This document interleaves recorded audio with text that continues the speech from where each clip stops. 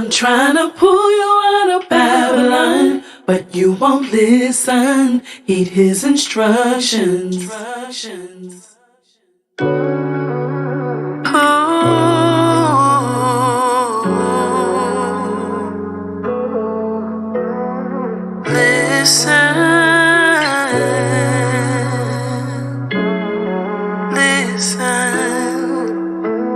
You're beautiful on the outside, but on the inside you are broken. A false sense of freedom you portray. Daughter, I see straight through it all. You keep making excuses, holding hands with them demons, burdens weighing you down, yeah. Pride won't let you confess what you do when no one's around. It's like pulling teeth to let go of that which has you bound. Don't choose death over life when you're at a night. Want you to be free, yeah. Totally free indeed, yeah. His warning goes out before destruction. Would you please heed the call? His arms are stretched out to you to pull you out of Babylon. I'm trying to pull you out of Babylon, yeah. But you won't listen. Heed his instructions. Yeah. He wants you to open, let him feel your heart. But you won't surrender. No. Just surrender. And he won't tell you if you're very low. Why won't you listen? Yeah. Listen. You hear the part for me. If you don't listen. My son, yes, you're in danger, and you pride yourself in holding in your anger. You look up in the mirror, see a stranger. I'm speaking cause so many got the same hurt. How long will you wait to stay up in this state? How long will it take for you to see the pain? Avoiding all the pain, cause deep down you feel ashamed. You acting like you're strong, but when you cry it falls like rain. You cry when you're wrong. You're back against the wall. You're fighting your depression. It expresses through your wall. Deep down you know you're wrong, but you don't wanna look so. You're holding all these burdens. I'm just trying to get them all. I'm trying to pull you out of Babylon, but you won't listen. Heed his instructions. Hear the instructions.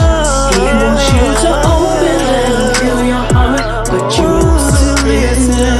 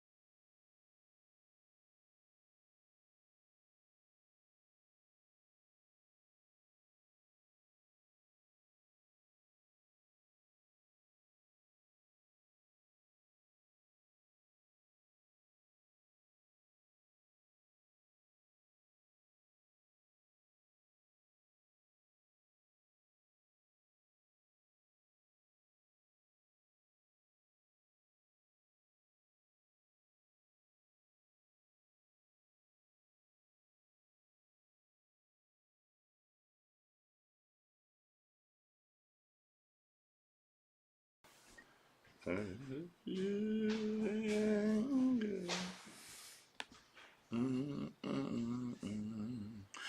right, Shalom. Can you see and can you hear me?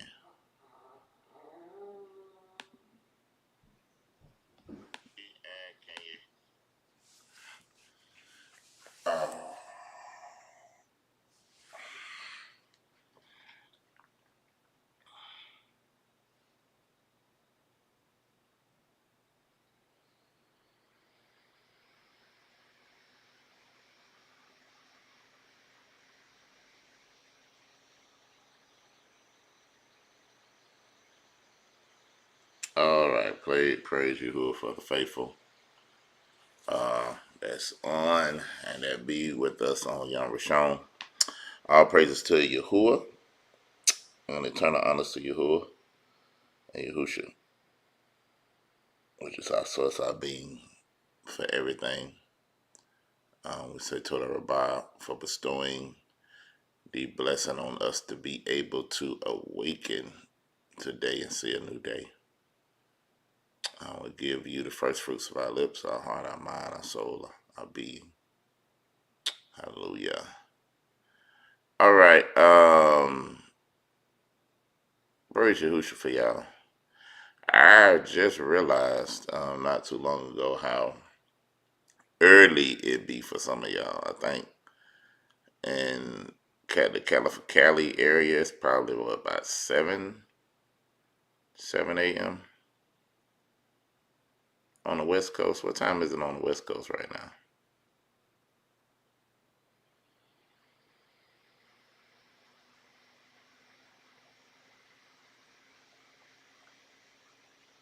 No, it's kind of early.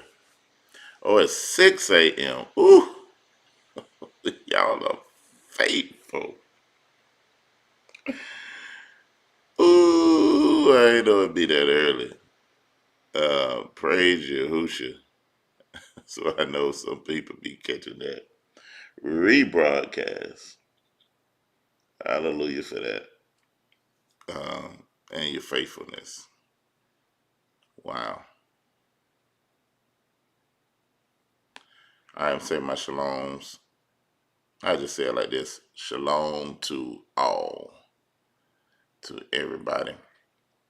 Hope everybody had a Thub Shabbat.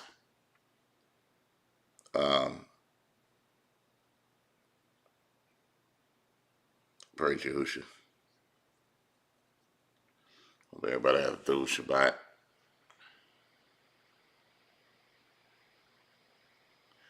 All right, but we're going to continue on in the wisdom of Sirach. I hope this has been through for you. And I praise Yahusha for those that just love to glean from wisdom. Again, on the Sunday, Yom Rishon Bokers, I just kind of open it up and read it with y'all and just give wisdom from that. I don't sit and study when I finna read. I just go over it and, whatever wisdom come in the midst of it. And I pray that it's sharpening you and giving you insight and you becoming people of wisdom overall. Hope these things that you can apply to your life. Hallelujah. So let's see where we left off. I think we stopped at Sirach 7. Now we are on chapter 8. I'm gonna get through 8 to 10 now. I'm gonna get through the whole thing. Hopefully. All right, let's see where we at. Everybody there? Everybody at Sirach chapter 8. If you dare say con, big con.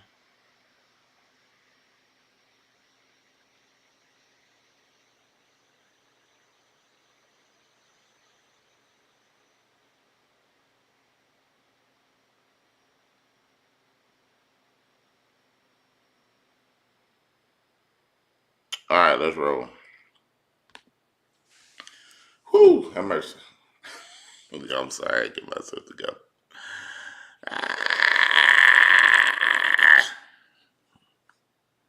All right, here we go. Sirach chapter 8, verse 1. It reads, "Do not contend with a powerful man, lest you fall into his hands. Do not quarrel with a rich man, lest his resources outweigh yours. For gold has ruined many and has perverted the minds of kings." All right, so that is I can see the wisdom in that, because you always have to know your power. And power under control is the greatest wisdom. Power under control, because of your position, you have to always realize that I can't think for the now, I have to think for the future. And when the scriptures talks about not contending with a man of power, or a man that control your resources, this is dealing with even a mindset, and this is how, even especially with this generation now, right? This generation of younger people, where you go into these jobs or these businesses or these things, and you feel like you have the mandate to go in and correct the CEO, correct supervisors, without showing a pattern of integrity. Not realizing that it don't matter what they're doing, in a sense. You got to always remember and understand your level of power as it relates to that specific job, that specific business, that specific goal.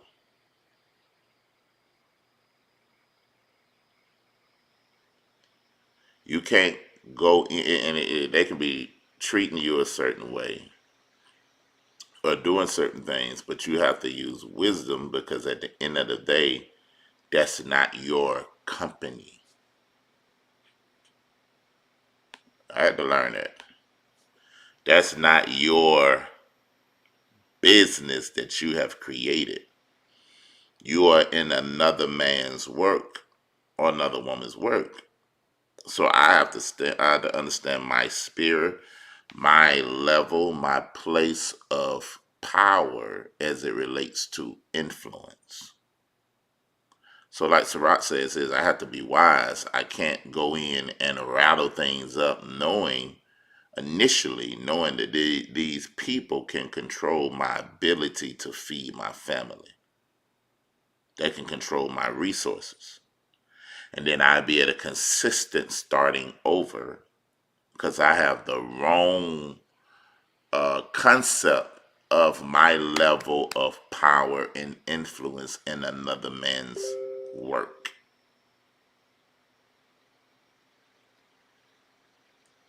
You must understand that you, through integrity and being a man of integrity, a man of principle, this is how your influence grows, your influence develops.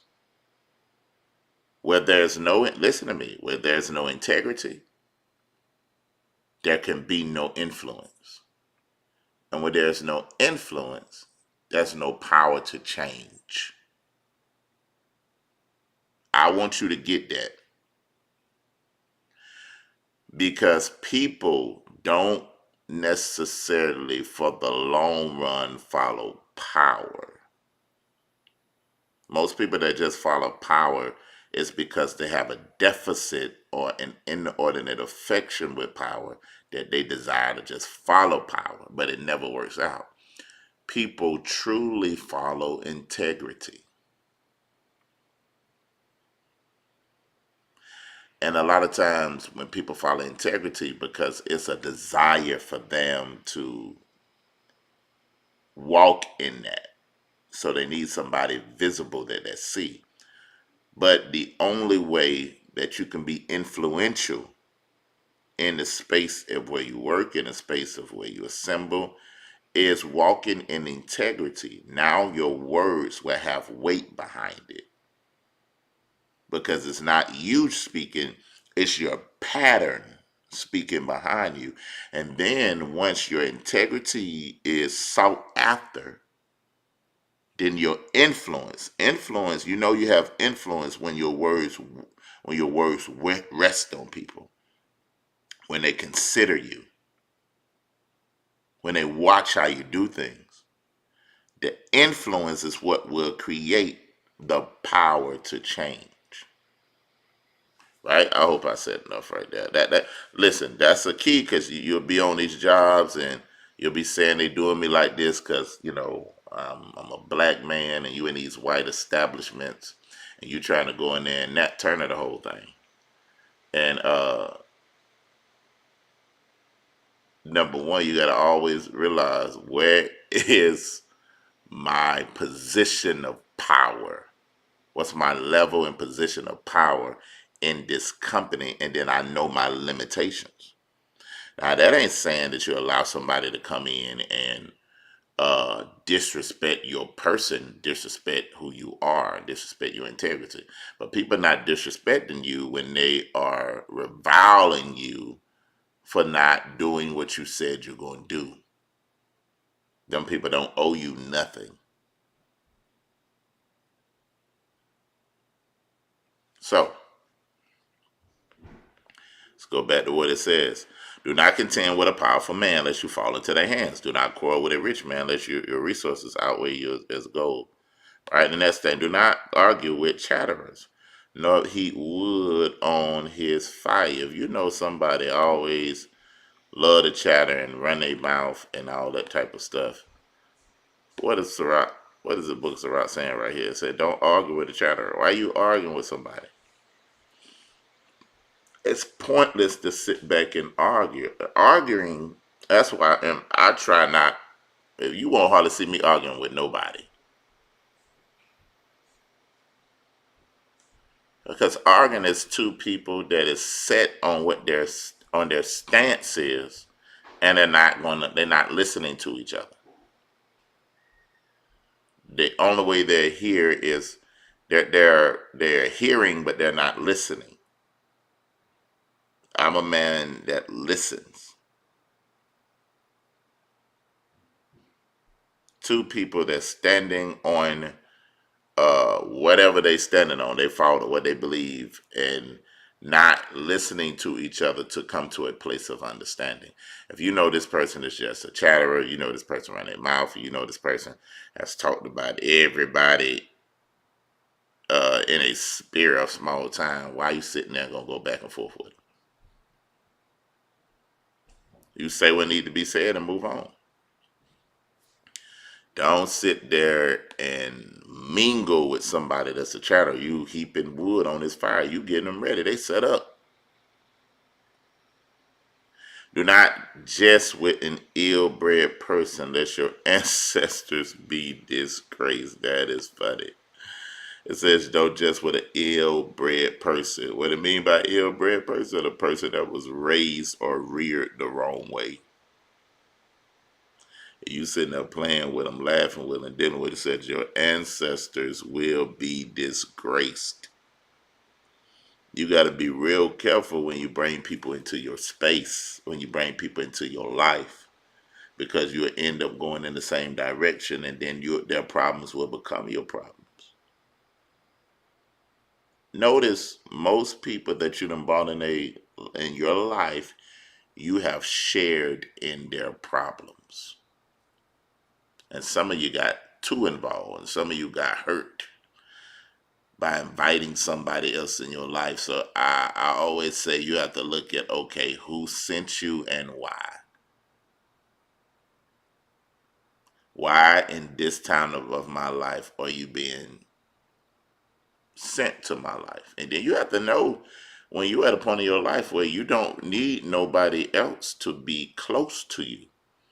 Once I have found the people that have cried with me, the people that have spoken to my life, the people that have been an example with me, the people that we have just was built through adversity with each other. Now we heart to heart.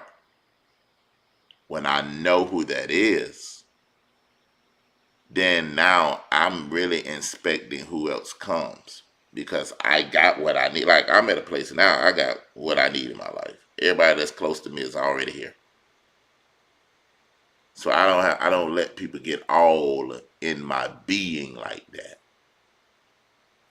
Where they can strip me or where they can hurt me or where they can do anything. And that's why I love people, but I wear people like loose garments. I'm not going to let a separation from me and you cause me to draw back, fall down, not move forward. When I watch you, I believe what your pattern shows me, not what your words say. Because we're going to always speak to where we want to be, as if we're there. And we judge ourselves based off where we desire in our head to be, not where we actually at.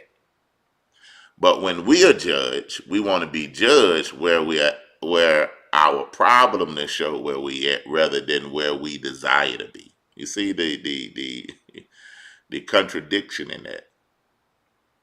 So you better know who is sent to your life to be close to you, to go through the phases of life with you, and who is sent in your life to be in your life for a certain phase. So I can know where to place you.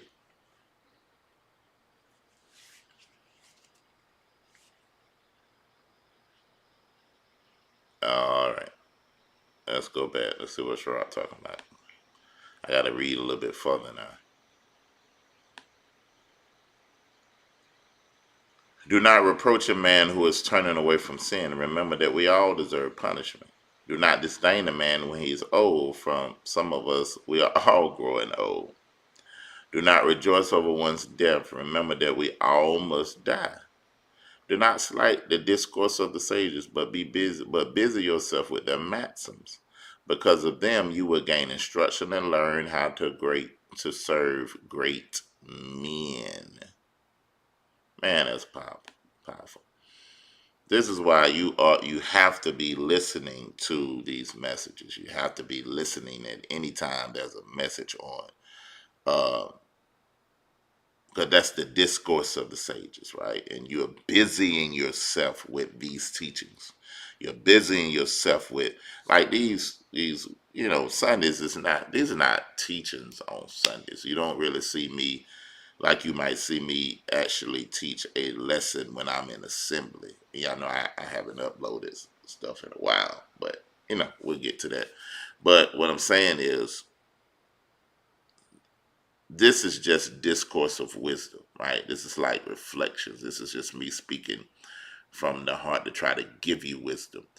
But or Chief Yahusha, teaching and giving you historical breakdowns and prophetic nature of things to come. This stuff, you got to let this stuff rest on you. This is the discourse of your modern day sages. And the Sirach says, busy yourself with it.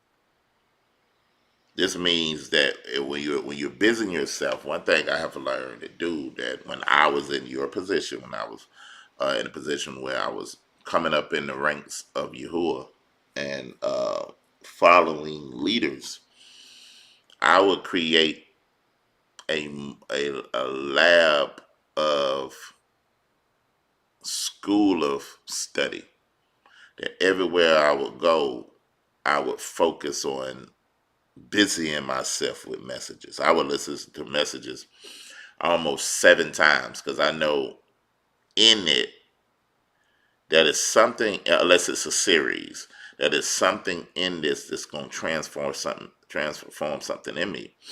And listen, it's about repetition. Repetition is the mother of learning. Whatever I continuously see, and whatever I continuously hear, I become.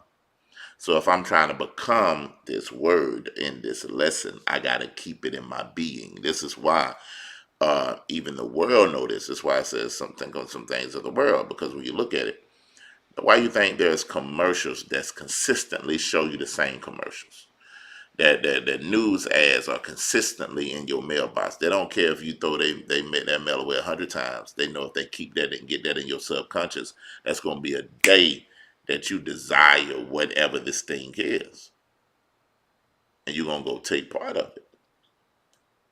This is why you see the billboard signs or internet commercials, Facebook ads. All this stuff is continuously, because the more repetition that I can get before your eyes, then I can move your will according to what I desire you to do.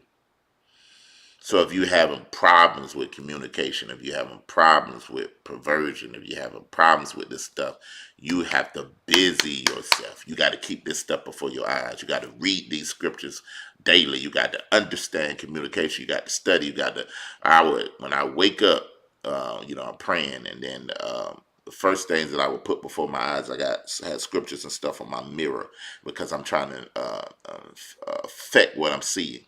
So I know I'm going to be in front of that mirror every day. I know I'm going to brush the teeth. So I make my morning devotion when I first wipe my eyes, that when my eyes become clear from sleeping, I'm looking at that word. I'm looking at what these scriptures I want to become. I'm reciting what I'm seeing. Then I get dressed. While I'm getting dressed, I'm allowing teachings to play, the word to play. I get in my car. My car becomes my lab. I stop. At one point, I just stopped listening to music. I said, well, this music ain't really going to help me where I'm trying to get in this season. I got to get somewhere. So I would just put in lessons. And I would just, as I'm going, I'm listening, putting it in my spirit. And then I take that, what I heard that, and while I'm on my job and working, I'm meditating on what I'm listening to, and I'm allowing the Ruach to take that, get back in my lab where I'm going, boom, listening to it on the way home. I don't take a whole lot of phone calls at that time, because I'm trying to become something. Then when I get home, fellowship with the wife and the kids and all that type of stuff. But then while I'm winding down, I got something playing. I'm busy in my life because I'm trying to become something. And Yahuwah would be like, man, one principle that I learned, if you sow time, Yahuwah going to give you that time back eternal. So the more and more I sow time to the Spirit began to invade my life and took over my life through what I sowed. But man, listen, everywhere, then I got in that car, that was a lab for whatever I wanted to learn. I even had put at one point scriptures on my tape, scriptures to my front window shield. So now I ain't looking at them scriptures when I'm driving or nothing. But when I stop the car, I would look at it. When I get in the car, sit down, I would look at it, because the word is living. And I got to get that which is living in my being, so that word can become me, right? The words that I speak to you, they are what? Spirit, Ruach, and they are life. So if there's something dying in me, if there's dead areas in me, the word is resurrection. So I'm finna resurrect this weak area in my life. I'm finna resurrect this darkness in my life. I'm gonna shine light on it. I'm gonna resurrect these things in my life so I can become. I ain't got time to be fooling around with dumb stuff on the phone and looking at vile stuff online. You see what I'm saying? Because you're gonna become that. Wasting time. Now you got to listen, it's a balance. You got to have time of your entertainment, right? You have time, but you have to discipline it. Listen, I'm not spiritual all the time. I'm not walking around all the time where I'm just ruaco all the time. I like to chill. I like to hang out. I like to laugh. I like to cut up. I like to watch me a movie every now and then. And I do, listen, I don't care nothing about what you think. And I do like sports. Because I played. I played basketball. I played football. Played this thing. So every now and then I like to watch it. Or catch up on highlights. But it don't consume me like I used to because I got too much kingdom work to do. But I have my times of entertainment. Right? So let's keep going. Oh man, I ain't gonna get too don't. Man, I tell you what, we ain't even moved out the few verses. Let me hurry up. All right, do not disregard the discourse of the age, for they themselves learn from their fathers, because from them you gain understanding, and you learn to give an answer in the time of need. Boy, that is real there, man. I remember even as a child, I used to sit there and watch, you know, my father and some of his pastor friends at the time. They used to sit and talk, and I used to just be sitting there watching and listening, just gaining insight, you know. And then this is why you need to understand when you need to become a sponge. You need to know when you are the teacher, when you are the student, and when you are the sponge. I'm going to say that again. You need to learn when you are the teacher, when you are the student, and when you need to become the sponge. A lot of times if you mix that up, then you'll miss the wisdom that was given to you. Now, if you haven't been the student and the sponge enough, it's no way that you're going to become the teacher. You can't look at a lesson that I teach, a lesson that Chief teach, one of these Yum Rashon Boker reflections, and then go say, I'm finna go teach this. You ain't become this. This stuff came from years of patterns of wisdom. You ain't been the student long enough. The student is the student until his student arrives. Then the student becomes the teacher through integrity that would build his influence, that would make him now impactful. And once you get to the level of being impactful, then you become a teacher. But even though I'm still a teacher now, I know when I need to be a student. Because it's an area of something that I'm trying to learn in my life right now. And I had to find the teacher so I could submit in this area of learning. Because the seed of submission gives access of power. That's a principle. Whatever I submit to you, I gain access of the power you possess. And I'll give you an example. One thing I do, I love animals, right? I just say this, I got a lot of animals, from goats to sheep to all that. I got a particular love for dogs. And I love dog training. But in dog training, I couldn't take me being a teacher in the kingdom and go over there and be a teacher. I had to what? Become the student until the teacher arrives. And first, I had to be a sponge. What is a sponge? I'm not teaching. I'm not saying nothing. I'm absorbing. I'm absorbing the information. I'm absorbing the insight. When I get around people, I don't try to get up and do a whole lot of mid-ration and say a whole lot. If you really watch me, even around a lot of teachers, right, I could discourse with the best of them. But because I desire humility, I might not say a whole lot. I might just be sitting there. Or even sometimes I can be around even a bunch of the students and I be wanting them to come up with certain things. I know when I rise to be the teacher. But it's certain things that I had to learn, even with stuff that I want to learn, how to go somewhere and be the sponge. Where I'm absorbing the information. I'm putting all this in me. I'm not saying anything. So whatever you want to become in your life, whether it's in your natural life also too, you got to find the person that you give the authority to over you to submit, that you can gain access to their power. That's a principle.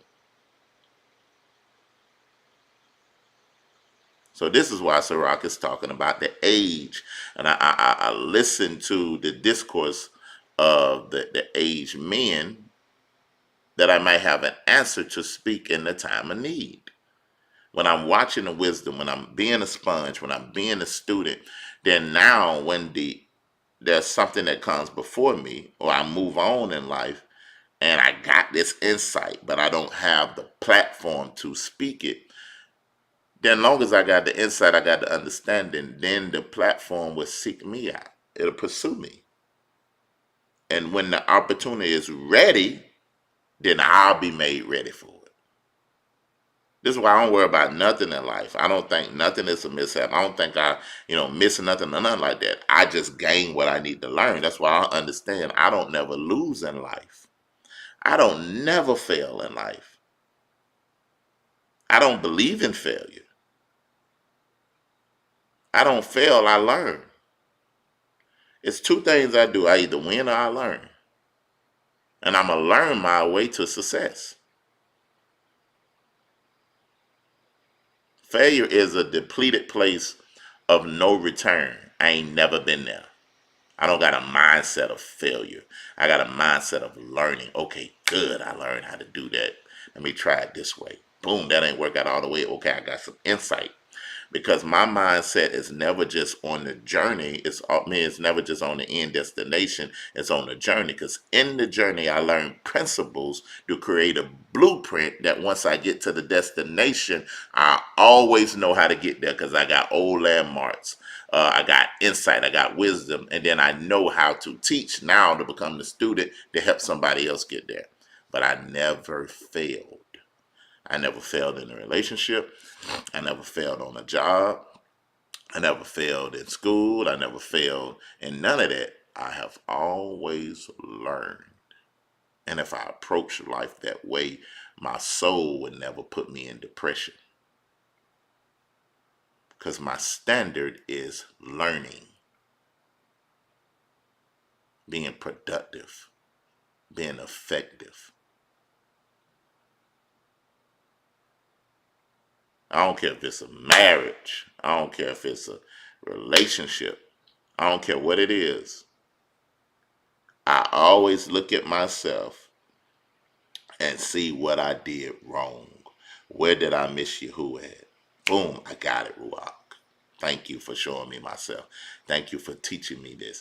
Now I have another phase and opportunity, another year in life in order to avenge this disobedience and use the principles of what I learned here now in this phase, in this year, in this time. And now when the opportunity comes again, because all opportunities going to come back around, they're going to cycle back around. The opportunities is going to do two things. They're going to cycle back around to see, have you learned, or cycle back around to see if you're ready to advance. Think about your life. Even in relationships. You're in a bad relationship, you have a season of being alone, and then what happened? You will send that same type of man to you to see if you learned. And if you ain't learned, you'll get with the same type of man. You'll get with the same type of woman to see have you learned. And then you'll go through the same cycle. Or if you could say, okay, now I already know your kind. Don't even worry about it. I know your kind. From the time you said shalom, I already know your kind. Go on about your business. Go on about your business. Go somewhere and be great now.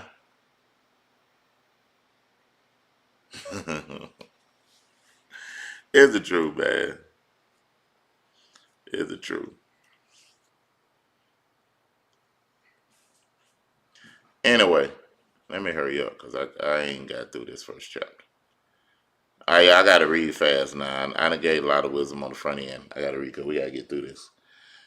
Do not kindle the coals of a sinner, lest you be burned in his flaming. Do not get up and leave the insolent fellow, lest he die in the ambush against your words. Do not lend to a man who is stronger than you, but if you do lend to anything, be as one who has lost it. That's funny as I don't know what. Do not lend to a man that is stronger than you, but if you lend anything, be as one who has lost it. Yeah, that's funny though. Do not give sureties beyond your means, but if you give sureties, be concerned as one who must pay. Please, that is a real thing. Know where your level of being able to step in for somebody. Let's keep going. Do not go to the law against a judge, for the decision will favor him because of his standing. Do not travel on the road with a foolhardy fellow, lest he become burdensome to you, for he will act as he pleases, the head man, and through his folly you will perish with him. That's real. Be getting in there acting crazy with somebody on the road is just silly. Do not fight with a wrathful man. Do not cross the wilderness with him, because blood is as nothing in his sight, and where there is no help in his hand, he will strike you down. Do not consult with a fool, for he will not be able to keep a secret. In the presence of a stranger, do nothing that is to be kept secret, for you do not know what he would divulge. Do not reveal your thoughts to everyone, lest you drive away your good fortune. All right, we in Sirach 9 now. I got to read this one kind of fast too. Hallelujah. How many of y'all been gaining wisdom so far? Some of y'all need to learn how to, man. Like the scriptures say, study to be quiet. You talk too much. You told to tell everybody. You want to tell everybody your vision. You want to tell everybody what you finna do next. Because you still looking for validation from man. Learn how, like the scriptures say, study to be quiet. That means shut up. Just grind. Just shut your mouth, put your head low to the ground, and grind. One wisdom that I learned that somebody said, I can't remember where I get this from, but when something stick out to me, I keep it. I put it in my nail bag of sure sayings. That when I'm ready to stamp it, I can stamp it. There's a guy, I can't remember where I learned this from, but he said, become like a tree. He said, nobody has ever heard a tree growing. At first when it was said, I was like, what? And then I caught the wisdom. I said, wow. You don't hear trees growing. You just drive by them and they ascend.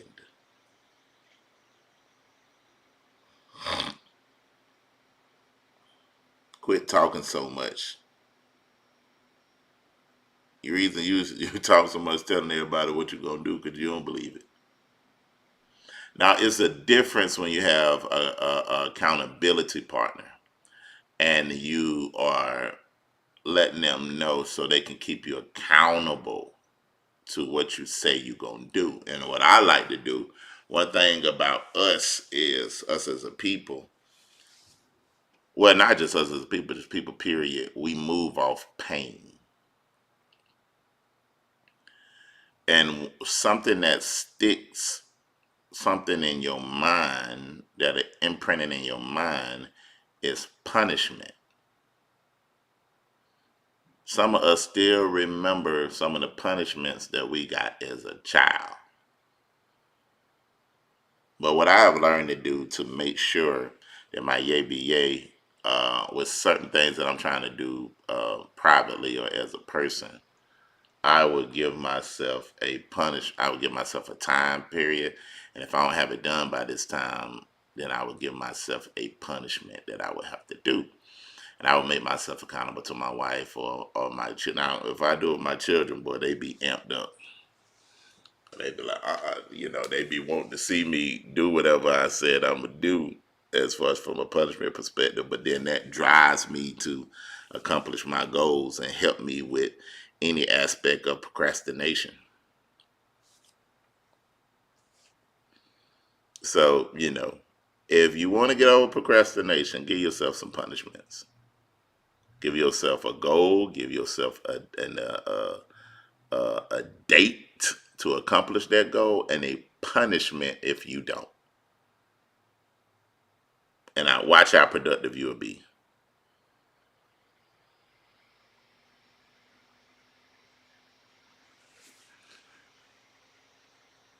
All right, let's keep going. Ooh, we ain't got, but okay, I started at 9:14, so I can go to 10:14. I gotta cut it off today because I got something to do. All right, so let me read fast. Do not be jealous of the wife of your bosom, and do not teach her an evil lesson to your own hurt. Ooh, wee. That's a big one. Now, ain't that something, man, that people can be married to somebody that they're envious of or that they're jealous of? Jealousy is, I want what you have, but I can't get it. Envious is, I want to become who you are, but I can't. And sometimes, even with husbands or wife, they will punish their spouse because of a coveted personality. Or inwardly, if I'm miserable or if I feel damaged within, then you're going to only project from what's inside of you. So if you're not a whole person, if you're not a person that has dealt with your insecurities, if you're not a person that has dealt with your fears, and inwardly you hate yourself, you're going to make somebody's life miserable because you won't feel complete until they feel what you feel inside. And this is how people will go around and make environments that were supposed to be fruitful, they have to make it toxic because they got so much toxicity on the inside of them that's fueled with insecurities, that's fueled with jealousy, and that's fueled with envy. So they will begin to teach people or create atmospheres of what they're comfortable of living in.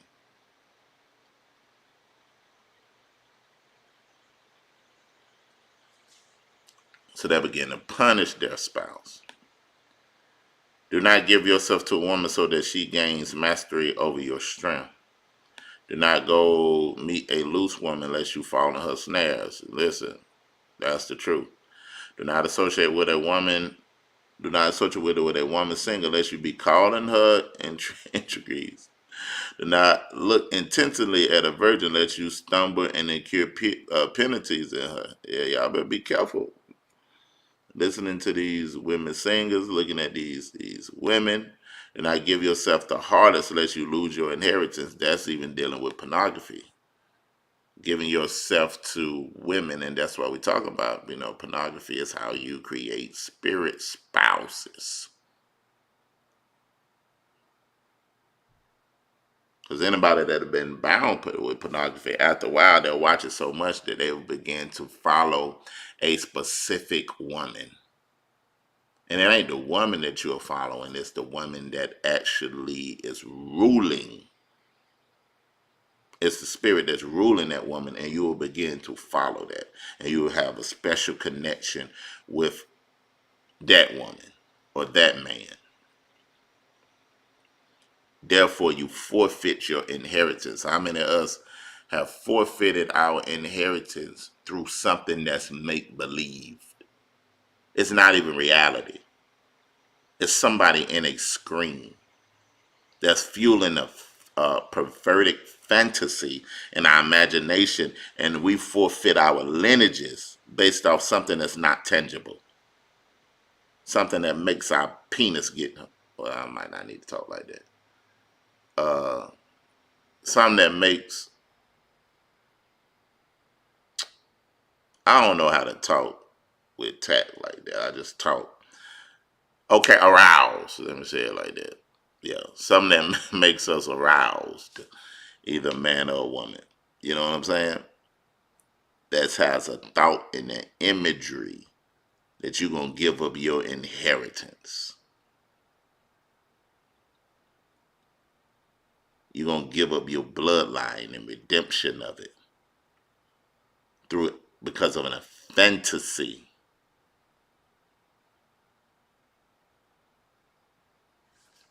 That's wild, man. All right, let's keep going. And this is why even the singers, this is why you can't be no Hebrew woman singer and be sensual in how you sing and real breathy and you invoking something, and that's coming from a place of lust on the inside of you. That you becoming a siren trying to sing the praises of Yahusha. You just as sensual and gonna put Yahusha on it and Yahuwah. And people drawn to you. They're not drawn to the worship when they hear you, to bow down before you hear Yahuwah, to cry before the Yahuwah, to lift up their voices to Yahuwah, to think about their sin. When they hear you, they get sensual in their mind and they move and they sway, but there's nothing going on that touches their spirit. You just a soul singer.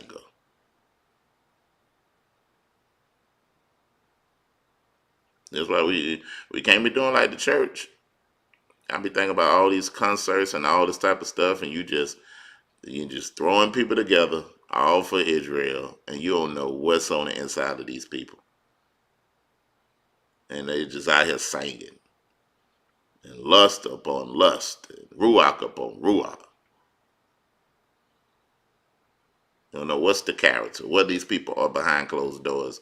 And now we might as well do just like they do in the Beyonce concerts. You just opening up portals that what's ruling people can just jump from person to person, all in the sake of unity.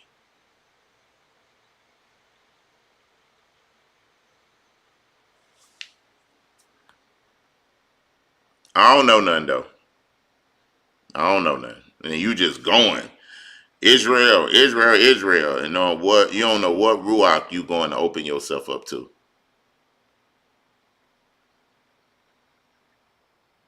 Israel, let's just come together. Let's do all. And no, you don't know what you're opening yourself up to. You don't know who's responsible for these people. You don't know who's validating.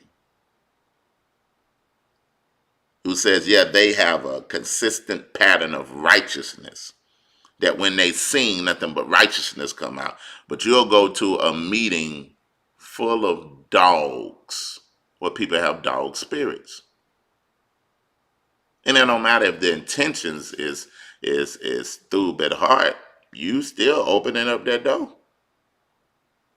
And then you'll leave talking about brotherly love rather than ruach transformation. The ruach was in that place. Man, I felt the tears falling, people crying out to Yahuwah. Now you live like, hey man, we Israel, we Israel. You know, but listen, I'm going to mind my business.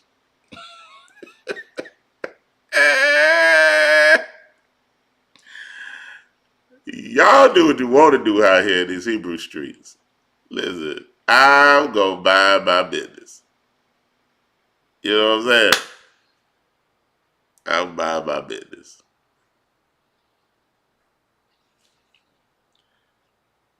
Let me get back to reading here. Do not give your, oh, okay, there we go. Do not, verse 6, do not give yourselves to harlots lest you lose your inheritance. Do not look around in the streets of the city, nor wander about in deserted sections. Turn away your eyes from shapely women, and do not look intently at beauty belonging to another. Many have been misled by a woman's beauty, and by her passion is kindled like fire, never dying with a, listen, boy, I can't hardly go past that. You out here, hold on 1 second, y'all. I gotta pull up my computer. I'm about to die. The computer about to die in these streets. Hold on.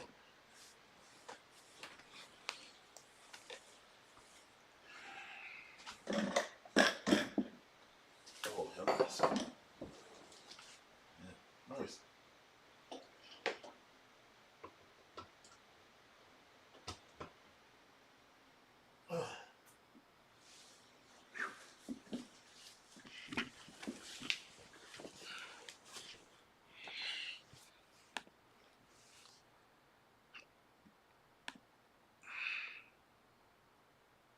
All right, we out here.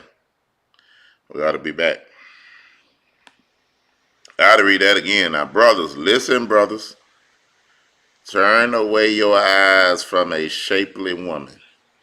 Do not look intensively at her beauty belonging to another. Many have been misled by a woman's beauty, and by its passion, you gonna kindle a fire. Listen, you better learn to look away.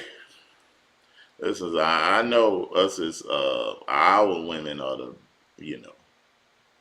when it comes to shape, ain't no other woman in the world of nations that's built like an Israelite woman.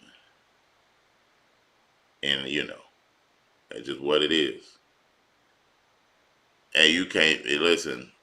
Oh man, the spring and summertime. Oh my goodness, can't stand them times because our sisters come out there with everything.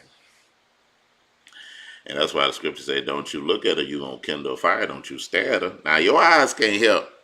But see, you listen. Like I tell the man, you ain't blind Bartimaeus now.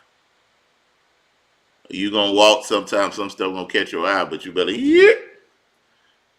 look away. You better learn to look away. You better. It's a trap. And some you in these stores, and some women are built so shapely you can see them from the front. You better just turn around, and go the other way down the aisle, because you know what's gonna happen. You know when you walk by them, that's gonna be such an urge in you to turn and look. I don't care if you a Malek, if you a Moray, whoever you are. If anybody tell you he ain't got no problem, period, with his eyes, oh man, that dude lying to you. Is it true? And this is why what I mean by what I'm saying by this. I'm not saying having a problem, but what I'm saying is you gonna see beautiful women. You ain't gay, okay? So that's why I'm saying I hope you ain't now. A lot of times we don't know. A lot of times these dudes, they gay out here in these streets. So you just don't know it yet. But you better learn how to look away and look at something else. And you better call on the name of Yahusha. Yahusha. You better say Yahusha Sabaoth and keep your head a flint and focus and not turning. On these jobs too, you can't go talk in that area. Cause something will draw you, or let me go talk to find a reason. Listen, man, scripture's telling you gonna start a flame, or like I like to tell the men, listen, you gonna take a picture, and you gonna look at that picture later. And some dudes be looking at pictures while they being intimate with their wives, and that's really adultery. And that's another way that you draw a spirit spouse. If you're intimate with your wives and there's a pictures or images, because images in your mind are portals for visitation. Okay, that's a whole nother subject. That's a whole nother subject. All right, let me go. But y'all better listen to Brother Sirach right there. Turn away your eyes from shapely women and do not look. Well, that's why look how he's talking. It say turn away your eyes because she caught your eye. Brother Sirach know what he talking about. she caught your eye, but he said turn away your eyes from shape and don't look intensively at her beauty belonging, because she might belong to another man. And many are misled, and this is why you can't be fueling that neither. You out here looking at all these little videos, these little short videos where dudes be trying to come up and they be having all these shapely women on there, and you just, well, yeah, I'm just watching it because it's funny, and I just want to laugh, and I need some entertainment. But you fueling that lust in you. Because after a while, you ain't watching nothing just to be funny. You watching in hopes to see a shapely woman and to look attentively for her. And you get yourself ready for pornography again. You getting yourself ready for twerk videos. You getting yourself ready for all this other stuff because you keep looking at this stuff in the hopes of saying this is just funny. But then you always watch it alone. Y'all out here. And then you'll watch that stuff, and if you married, you'll watch that stuff, and if you married, it'll put something in you if you feel like your wife ain't shapely. And let me show you the deception in it. You'll sit there and watch that stuff and first it put things on her, and you'll start developing some type of like distance because you wanted her to be shapely, but then your behind you're losing your hair. You got a little pot belly. You getting that dad bod. Well, she supposed to be shaped like a supermodel.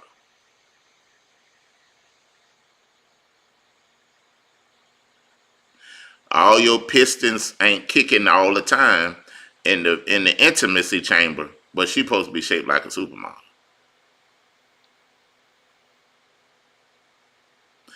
It be some times where she got to hug you in the intimate chamber and say, "It's okay, baby."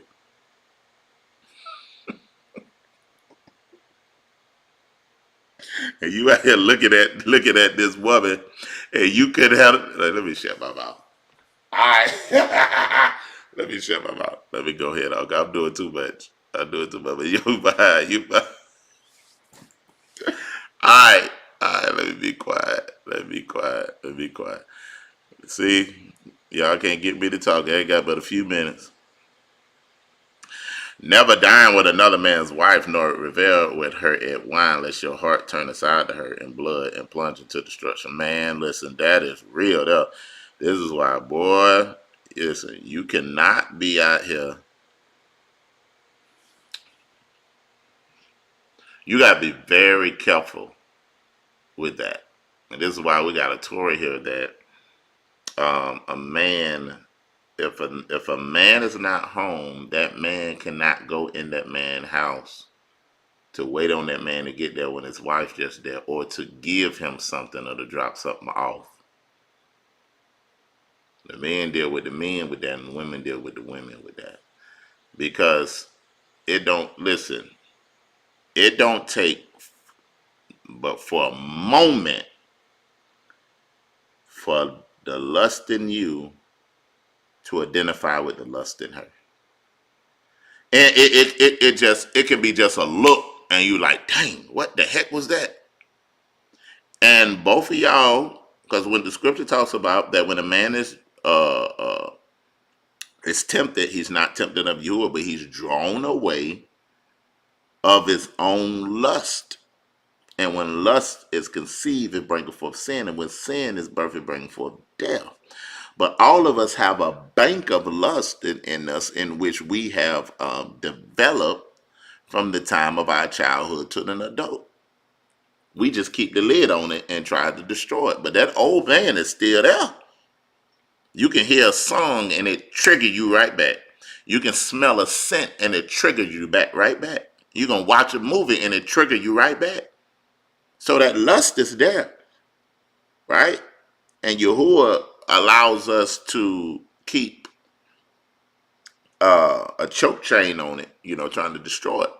But listen, it'll be a moment that you go over there to drop something off, and that's just one look in each other's eyes, and boom, now you can't figure out, man, that's my sister. Why the world is she in my head?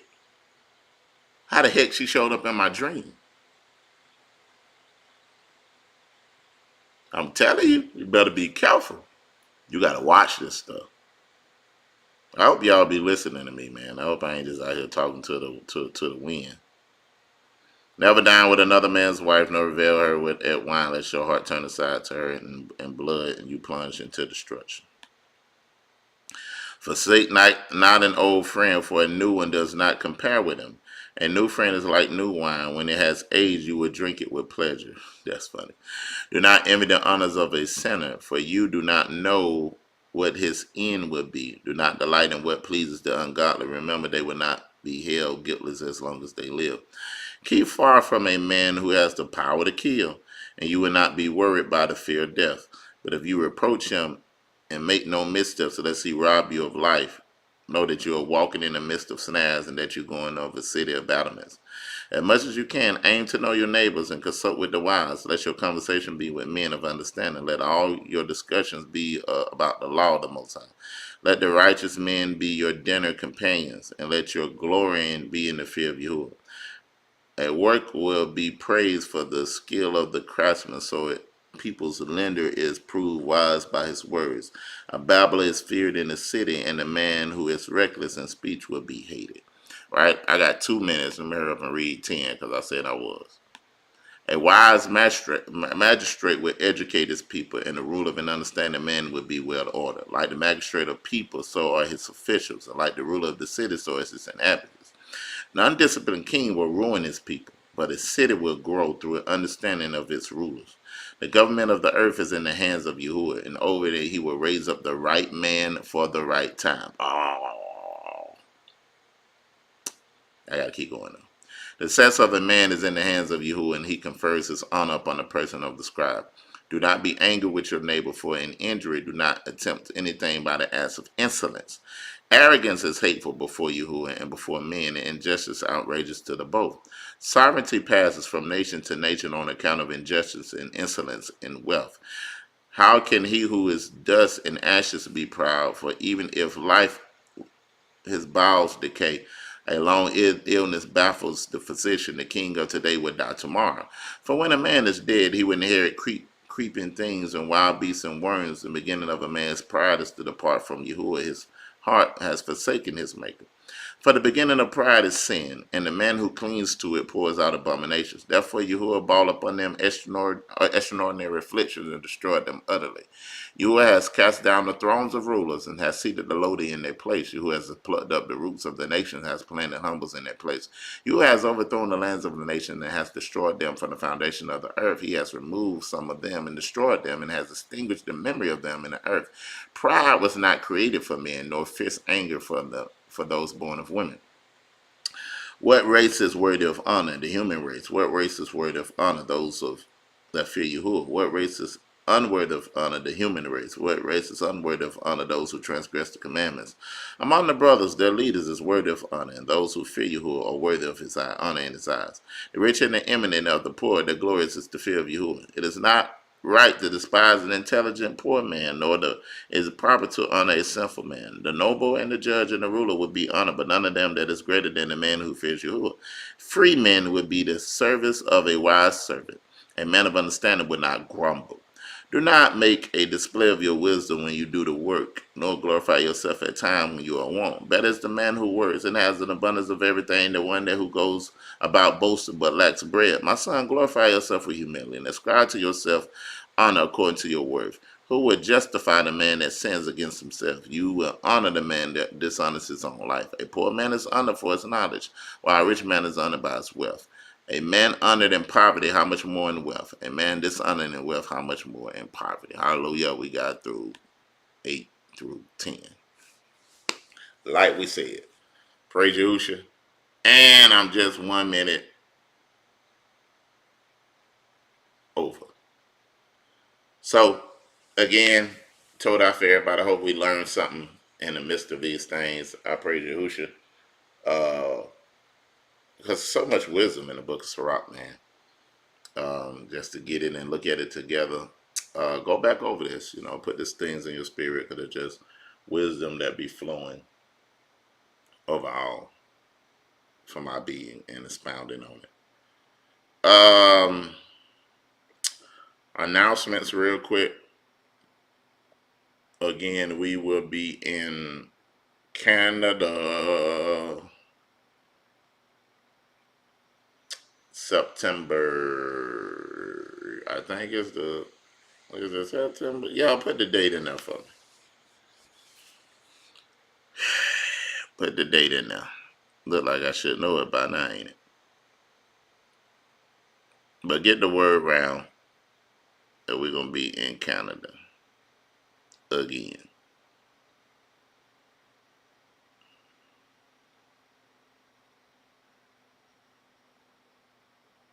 Uh, September the 23rd and the 24th. Praise you. We're gonna be in Canada September the 23rd and 24th. We'd love to see you there. That'll probably be the most of our traveling this year with that.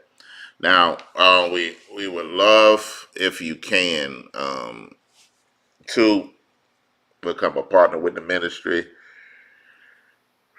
to gear towards our goals and what we're trying to do and what we're trying to establish overall. Um, Latanya Smith, how you know it's our anniversary coming up? You must know us. Uh, that's somebody that said something. Ain't that something? You threw me off right there now. I have to call your old private eye big brother out here. I'm just playing. I'm just playing.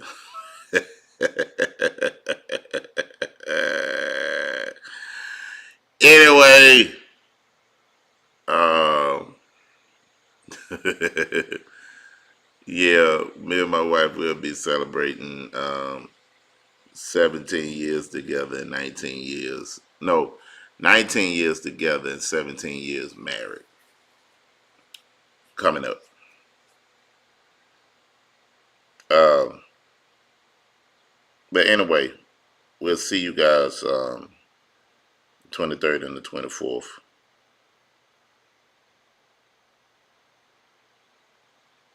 But the partners, we want you to definitely check your portals um, for what we got coming up, even with the feast and all of that. You want to check those things. And if you're not a partner, we ask you to partner with us so you can show your commitment to what Yahuwah is doing in this ministry. We want to make sure that also that all the partners know about the okay, your partner, I'm gonna say something. Know about the No Hebrew Left Behind that we do every Wednesday and do the live calls on that. We are doing a powerful series on Genesis. We're doing a powerful series on Genesis. My bad. On Bereshit, chapter where we rediscovered it. And we just really we're gonna go through the whole Bible. But man, it's stuff that we ain't never picked up before that's on there. And that's not gonna be provided just online. So if you are a partner and you're not being a part of that, you need to email info.rebirthnational@gmail.com so you can be a part of that and get some of the things that we got going on also too. I will make this announcement. There will be in February for we are going to do a national light concert experience, and what this is going to be is this is going to be a reclaiming the throne soundtrack. And it's going to be something like you ain't never experienced before. It's not going to be like a listening party, but it's going to be like an experience. And what we're going to do, we're going to, through music, we're going to show our 400 years of from being scattered all the way to us coming on this land with all the stuff we went through through this journey through the 70s, 90s, to the awakening process all the way to today. And then it's going to represent every genre of music that we have created during that time. So this Reclaiming the Throne soundtrack is going to be something like you ain't never heard. But that's going to be those that'll be performing there. That'll be those that's going to be acting out different songs. That'll be dance. their things of theater. It's gonna be like you ain't never heard of. We're gonna open it up to the public for everybody to come and see this and experience this from beginning to the end. So we're working on it. I want to go ahead and start announcing it because that album will probably be done in October, but we're not gonna drop it until after we do that concert and that experience overall. So it'll put you in the mind of a musical. Um, I'm just too gangster to like musicals, but that's why I don't want to call it that. But but I'm just saying it's gonna be tough though, man. So we're gonna be inviting everybody to come, and it's gonna be done here in Augusta, Georgia. So everybody know about it. We just want to start putting that out overall to have the Mishpachah come, and also know that the radio program will be back up by sometime in October. We'll have the radio back going. Certain things going with that. So we love y'all. We're gonna bid everybody shalom, and we will see you on the next one. Shalom.